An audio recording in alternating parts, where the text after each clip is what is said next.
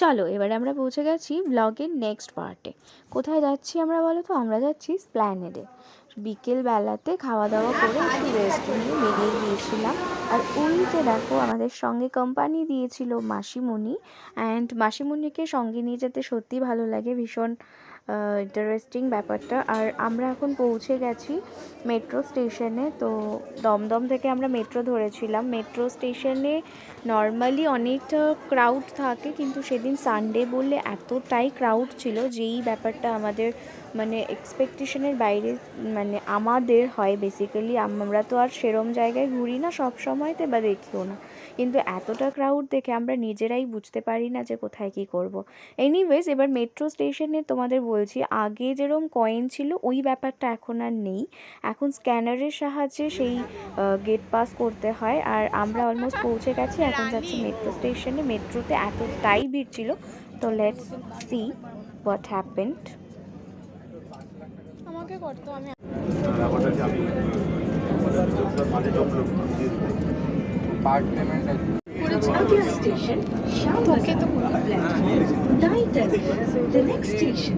চলো মেট্রোতে কেমন ভিড় সেটা তোমাদের একবার দেখিয়ে নিই। মেট্রোতে ভিডিও করার মতো কোনো রকম অবস্থায় ছিলাম না, যেহেতু চারপাশে এতটা ক্রাউড ছিল।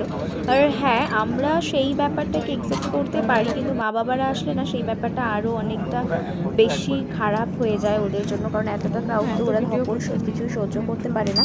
এনিওয়েজ আমরা মোটামুটি পৌঁছে গেছি। দেখো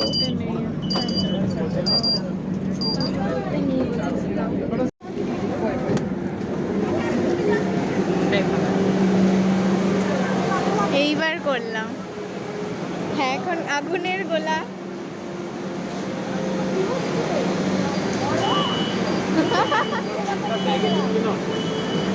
আমার তো ছেড়ো না, আমার এরকম করে হয়। হ্যাঁ, ওরকম করেই তো ছাড়বো।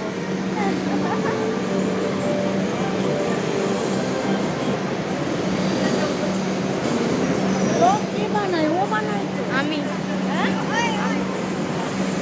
পায়ের ছাপ কেন? এ কি?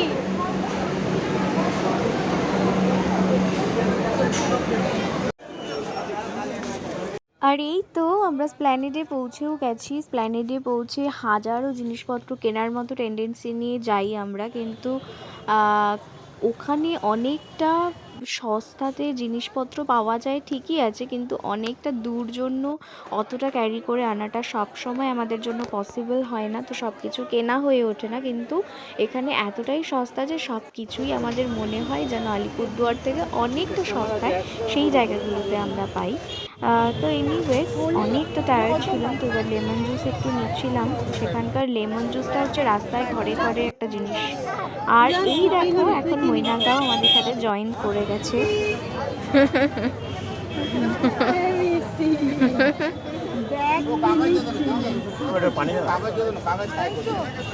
এই তো আমাদের শপিং করা অলমোস্ট কমপ্লিট। এখন ঘড়িতে বাজে প্রায় 9টার মতো।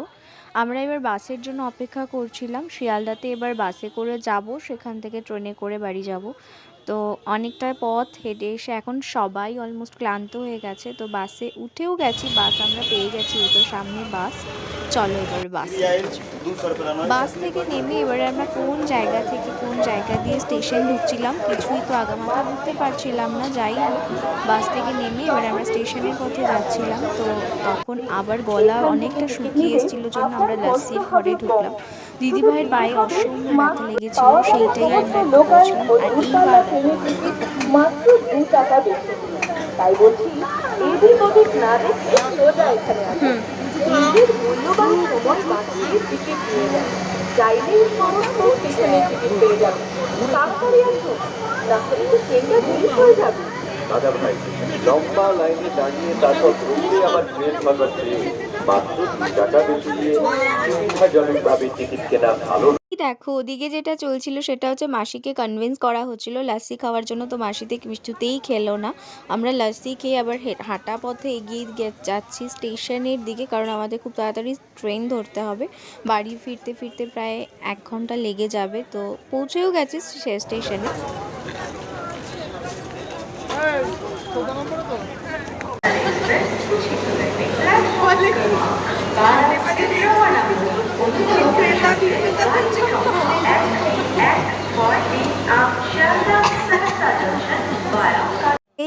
আমরা ট্রেন পেয়ে এবার জায়গায় বসেও পড়েছি, গল্প করতে করতে প্রায় অনেকটা পথ পেরিয়েও আসলাম।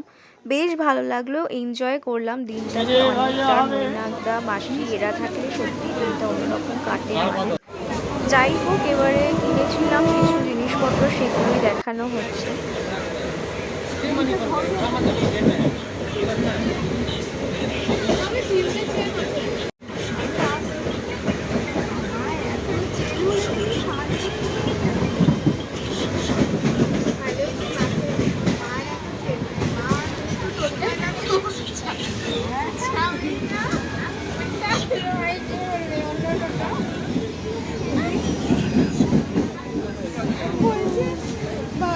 মাঠটার মধ্যে এত চেন নেই, তাহলে টোটোওয়ালা টাকা তো পাবেই না।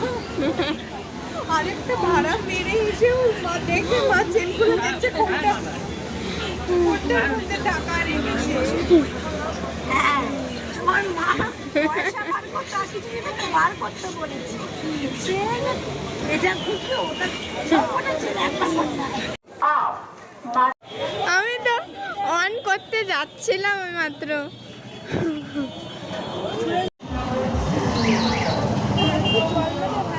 ট্রেন থেকে নেমে এই ফুলের মালাগুলো সুন্দর সুন্দর, ওদের ওখানে এতটা সস্তা মালাগুলো না, মালাগুলো নিয়ে আমরা বাড়ি ফিরে আসলাম।